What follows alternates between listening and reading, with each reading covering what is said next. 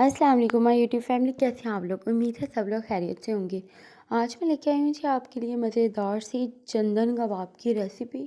तो चलें इसे बनाना शुरू करते हैं। इसे बनाने के लिए दो तरह का हमें मीट चाहिए। ये मैंने लिया है 250 ग्राम बकरे का कीमा, और ये है 50 ग्राम रोगन, बकरे की ही रोगन है, आपको मिल जाएगी।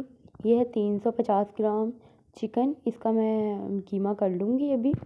एक अंडा, 2 डबल रोटी के स्लाइस, और 1 टेबलस्पून मैंने लिया है भर के धनिए का, 4 से 5 हरी मिर्चें, 3 से 4 लहसुन के जवे, 2 अदरक के छोटे छोटे पीस लिए हैं, 1 tablespoon red chilli powder, half teaspoon garam masala, half teaspoon red chilli flakes, salt to taste, half teaspoon chaat masala, हल्दी थोड़ी सी। और ये जो 3 मसाले हैं ये मैंने इस तरह ग्राइंड किए हैं कि 1 टेबलस्पून ज़ीरा, 1 टेबलस्पून धनिया और 1 टेबलस्पून ही काली मिर्चों को ड्राई रोस्ट करके कूट लिया। मैं ऐड कर रही हूँ चिकन मैं चॉपर में ऐड करके पहले इसका कीमा बना लूँगी।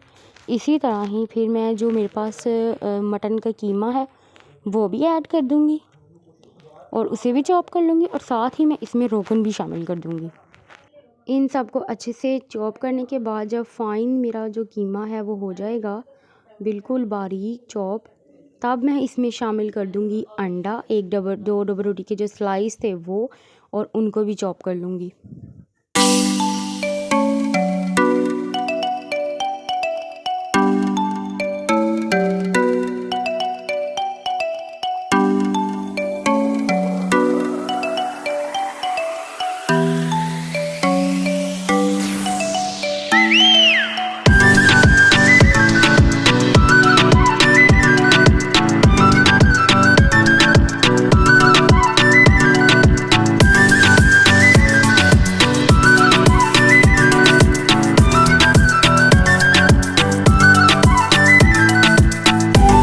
मसाले वगैरह भी शामिल करने के बाद मैंने इसे अच्छे से चॉप कर लिया है। चॉप करने के बाद अब मैं इसे एक बॉल में ट्रांसफ़र कर रही हूँ। अब मैं इसमें शामिल करूँगी 1/2 टीस्पून जितना ये नेशनल का तिक्का बोटी मसाला। इससे बहुत अच्छा फ्लेवर आता है।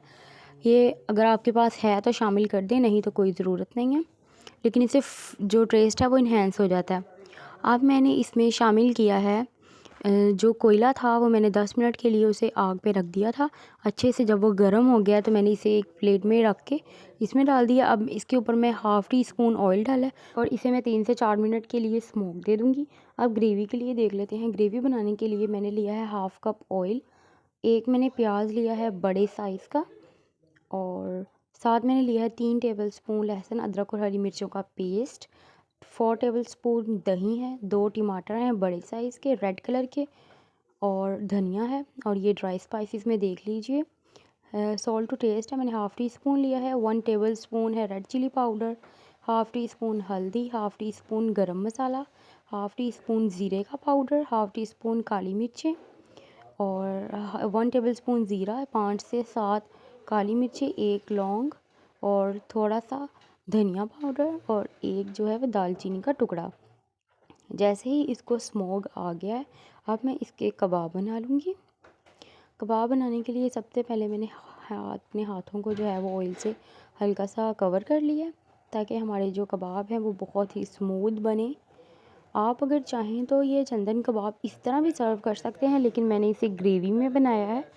आप चाहें तो इस तरह भी जब ये कबाब बन जाए तो आप इन्हें फुल कुक कर लें और फ्रीज़र में आप इन्हें रख सकते हैं महीने तक। देखिए मैंने फटाफट इसे शेप देनी शुरू की है। अगर आपके पास सीखे हैं तो आप उस तरह शेप दे लें, मेरे पास नहीं थी तो मैं इसे इस तरह हाथ से ही रोल करके कबाब की शेप दे दूँगी। इसी तरह ही रोल करते हुए मैंने सारे कबाब बना लिए हैं। 17 से 18 पीस बनेंगे आपके इस तरह, और ये अच्छे खासे बड़े कबाब का साइज़ है, क्योंकि जब कबाब फ्राई होते हैं तो वो थोड़े से छिलिंग भी होते हैं। अब मैं क्या करूँगी, अब मैं लूँगी एक पैन और इनको करूँगी हल्का हल्का सौते। पैन में मैंने डाला है 4 to 5 टेबलस्पून ऑयल, ताकि इनको मैं अच्छे से जो है वो रोस्ट कर सकूँ। जैसे ही थोड़ा सा तेल गर्म हो गया है मैं इसमें एक एक करके कबाब शामिल करती जाऊँगी, और आप इनको इस तरह हल्का हल्का सा सौते करके तो इस टाइम पे फ्रीज़ भी कर सकते हैं। और ये फ्रीज़ इस टाइम पे होंगे। अगर आप वैसे ही इनको बना के फ्रीज़ कर देंगे तब जो है उसका जो पानी है वो जब आप डिफ्रॉस्ट करेंगे तो पानी निकलेगा और इस तरह जो होता है वो कीमे का जो सारा मॉइस्चर है वो तो लॉक हो गया। जो कबाब मैंने फ्रीज़ किए हैं वो देखिए मैंने बिल्कुल लाइट ब्राउन से किए हैं, बहुत ज़्यादा मैंने उन्हें कलर नहीं दिया, सिर्फ उन्हें हल्का सा मैंने सौते किया है। अब मैं फ्राई करूँगी जो कबाब मैंने जिनका मसाला बना रही हूँ उन्हें मैंने अच्छे से 10 मिनट्स के लिए उनको अच्छे से फ्राई कर लिया है और यहाँ पर मैं उनको 50% डन कर रही हूँ। ये देखिए मैं किस तरह उनको कर रही हूँ पर ये वो टूट नहीं रहे।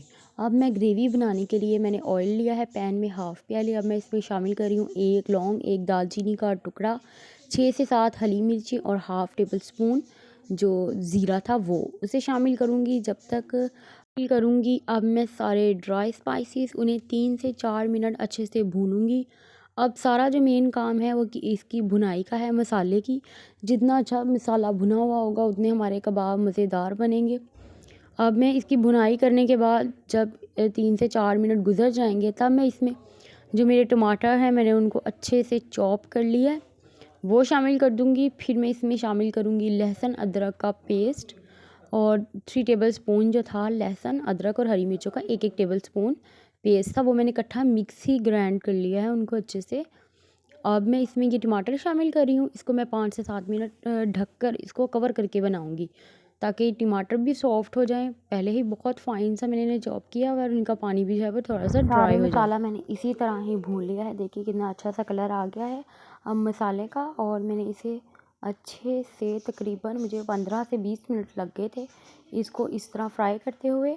अब मैं इसमें एक-एक करके अपने जितने भी कबाब थे वो इसमें शामिल कर दूँगी और इसे ढक के 10 मिनट के लिए बिल्कुल लो फ्लेम पर दम वाली आग में रख दूँगी कुक होने के लिए।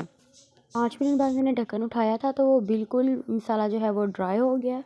अब मैंने इसमें हाफ़ कप से भी थोड़ा सा कम पानी डाला है और अब मैं इसको फिर से 5 मिनट के लिए दम पे रख दूँगी क्योंकि वो मसाला बिल्कुल बहुत ज़्यादा ड्राई हो गया था। अब मैं इसमें रखने के बाद इसमें शामिल कर दूँगी हरा धनिया। अभी मैं इसमें हरा धनिया शामिल कर रही हूँ और इसको मैं दम पे रख दूँगी। अगर आपको ज़्यादा स्पाइसी पसंद है तो आप इस टाइम पे चाट मसाला भी इसमें हाफ़ टी स्पून के करीब ऐड कर सकते हैं। अब मैं इसको 5 मिनट के लिए फिर दम पे रखूँगी और फिर मैं आपको इसकी फ़ाइनल लुक दिखाती हूँ। देखिए जी मैंने इसका दम उठा दिया है और मज़ेदार से हमारे चंदन कबाब रेडी हैं। आप इस रेसिपी को ज़रूर ट्राई कीजिए, ये बहुत मज़ेदार बनने वाले हैं। इसमें देखने में बहुत ज़्यादा मेहनत लगती है लेकिन जब आप बनाने जाएंगे और आप इसको एक बार बनाएंगे तो फिर आप इसे दोबारा ज़रूर ट्राई करेंगे। आप इसे किसी भी सैलड के साथ, नान और चपाती के साथ खाएं, ये बहुत मज़ेदार रेसिपी है और बहुत डिलीशियस बनती है। दावतों वगैरह के लिए बहुत अच्छी रेसिपी है। ओके जी, दुआओं में याद रखिएगा और इस रेसिपी को ज़रूर ट्राई कीजिएगा। Take care. और ये देखिए मैं इसको तोड़ के दिखा रही हूँ कितने सॉफ्ट बने हैं। रोगन हमारा शामिल करने का यही मकसद है कि ये अंदर से सॉफ्ट और जूसी बने और देखें ये कितनी आसानी से टूट गए हैं। टेक केयर, अल्लाह हाफिज़।